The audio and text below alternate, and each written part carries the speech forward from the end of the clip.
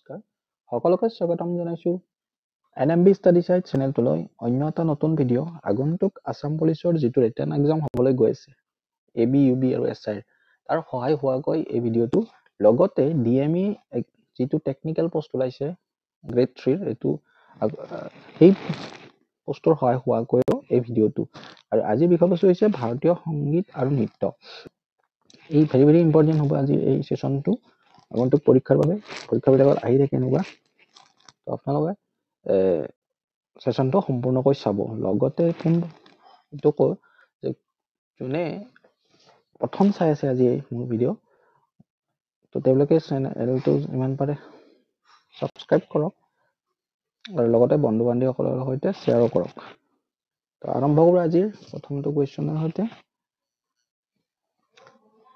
কোন ৰাজ্যৰ সৈতে কথক নৃত্য জড়িত অসম কেৰালা উৰিষ্যা আৰু উত্তৰ প্ৰদেশ ইয়াৰে অপচন 4টা দিয়া আছে ইয়াৰ শুদ্ধ উত্তৰ কোনটো হ'ব অসম হ'ব কেৰালা হ'ব উৰিষ্যা নে উত্তৰ প্ৰদেশ তো যোনে জানে তো প্লিজ কমেন্ট কৰিব তো প্ৰথমটো কোৱেশ্চন হ'ব ইয়াৰ শুদ্ধ উত্তৰ উত্তৰ প্ৰদেশৰে ইয়াৰ উত্তৰ প্ৰদেশ হৈছে ইয়াৰে শুদ্ধ উত্তৰ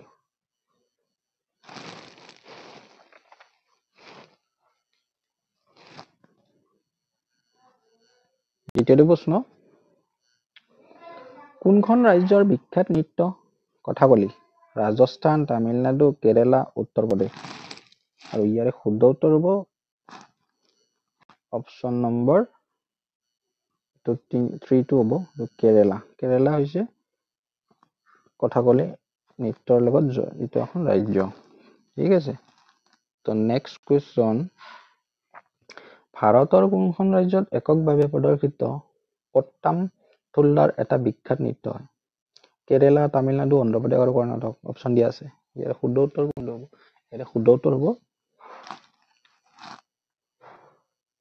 কেৰালা অপচন ই প্ৰথমটো হ'ব কেৰালা হৈছে ইয়াৰ শুদ্ধ উত্তৰ নেক্সট কুৱেশ্চন তলত উল্লেখ কৰা কোনবিধ বাদ্যযন্ত্ৰ মণিপুৰী নৃত্য সংগীতত ব্যৱহাৰ কৰা হয় সিতাৰ চেনাই তবলা নে পুং এই অপচন 4টাৰ ভিতৰত শুদ্ধ উত্তৰ হ'ব পুং হৈছে মণিপুৰী নৃত্য সংগীতত জড়িত ব্যৱহাৰ হয় তাতে নেক্সট কুৱেশ্চন নৃত্যৰ সময়ত হাত আৰু ভৰিৰে প্ৰদৰ্শিত বিভিন্ন ভংগিমাক কি বোলে মুদ্ৰা তাল ৰাগ নে পব ইয়াৰে অপচন শুদ্ধ হলো মুদ্ৰা হৈছে ইয়াৰে শুদ্ধ উত্তৰ নেক্সট কুৱেশ্চন কোনবিধ নৃত্যৰ লগত বিৰজু মহাৰাজ জড়িত ওডিচি কথকলি আৰু ভাৰত নাট্যম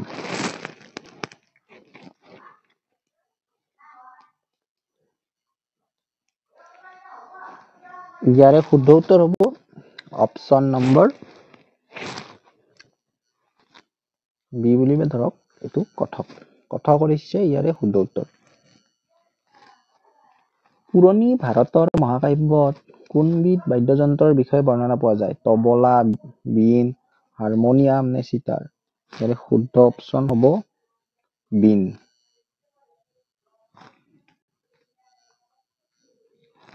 যদি আপোনালোকে ভিডিঅ'টো ভাল পাই আছে কোৱেশ্চনখিনি তেতিয়াহ'লে প্লিজ লাইক কৰিব আৰু লগতে বন্ধু বান্ধৱীসকলৰ সৈতে শ্বেয়াৰ কৰিব তবলা কোনে আৱিষ্কাৰ কৰিছিল ৰবি দাস আমিৰ খসৰু বেউজ বাৱৰা আৰু তানসেন ইয়াৰে শুদ্ধ উত্তৰ হ'ব আমিৰ খুসৰু ইয়াৰে শুদ্ধ উত্তৰ আমিৰ খুসৰু নেক্সট কুৱেশ্চন ভীমসেন যোশী কিহৰ বাবে বিখ্যাত লিখক চেতাৰ বাদক নৃত্যশিল্পী নে কণ্ঠশিল্পী ভীমসেন যোশী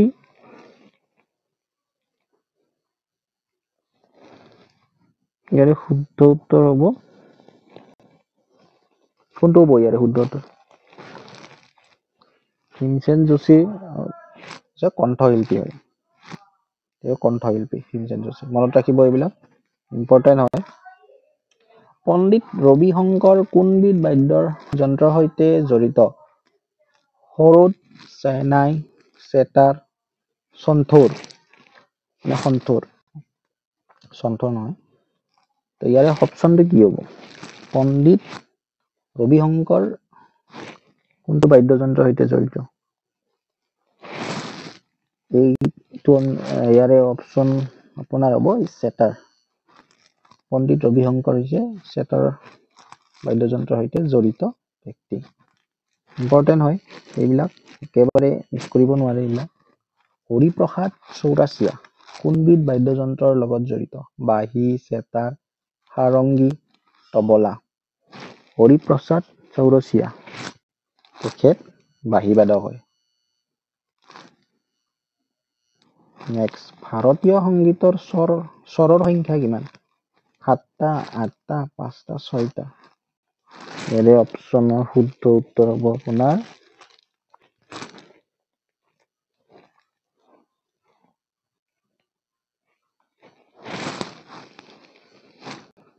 7টা।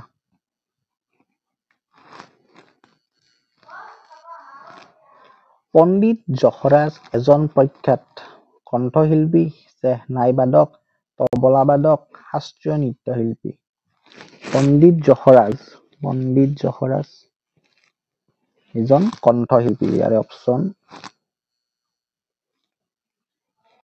নেক্সট কুৱেশ্যন, গীটাৰক কোনগৰাকী সংগীতজ্ঞই ভাৰতীয় সংগীতৰ মৰ্যাদা দিছিল? ৰবি শংকৰে দিছিল, ৰাহুল দেৱ বৰ্মন, বিশ্বমোহন ভট্ট নে ৰেমো? ইয়াৰে শুদ্ধ উত্তৰ হ'ব বিশ্বমোহন ভট্ট। এইখিনি আছিল আজিৰ ভিডিঅ'টোত, একেবাৰে ছুটি ভিডিঅ' আছিল, সোনকালে চাই থৈ দিয়ক। এইখিনি বস্তু ইম্পৰ্টেণ্ট হয় পৰীক্ষাবিলাকৰ কাৰণে। তো আজিলৈ ইমানখিনিয়ে। ভিডিঅ'টো যদি ভাল পালে লগৰ বান্ধৱীৰ সৈতে শ্বেয়াৰ কৰক। যোনে আগন্তুক পৰীক্ষাৰ বাবে প্ৰিপাৰেচন কৰি আছে। ধন্যবাদ। জয় অসম।